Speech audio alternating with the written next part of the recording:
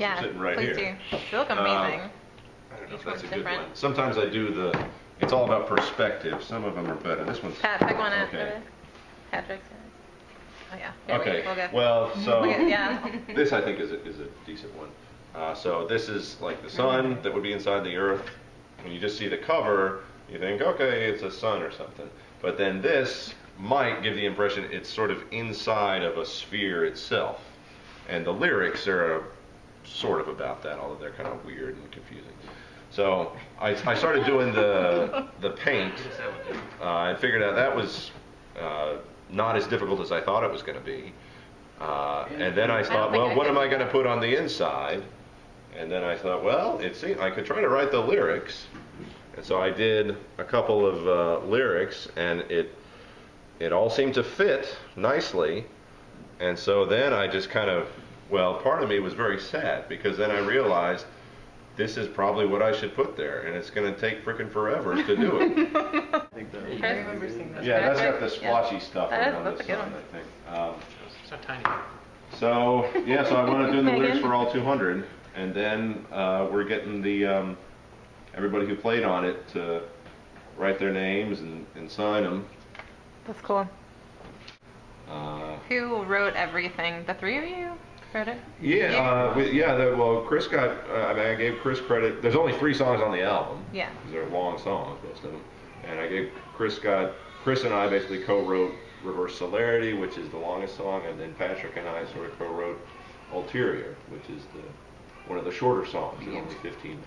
It's a really solid project from start to finish.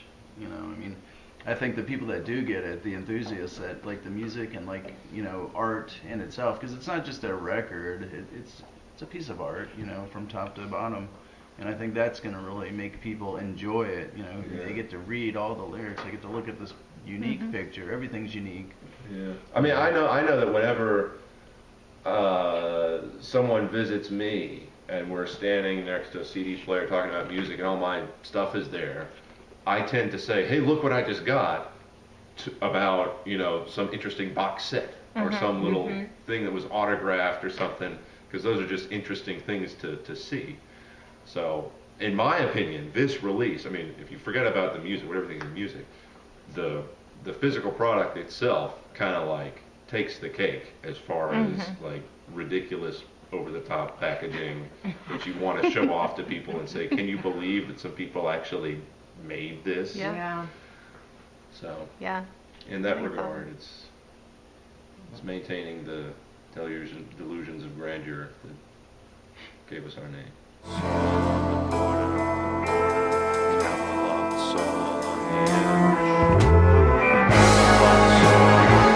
You know, our key demographic are a group of people who they long for the good old days when they could go get new music on an LP, something that they can hold in their hands, and well, obviously you don't see that anymore. So Well, it's not like this is going to be in stores, you know, but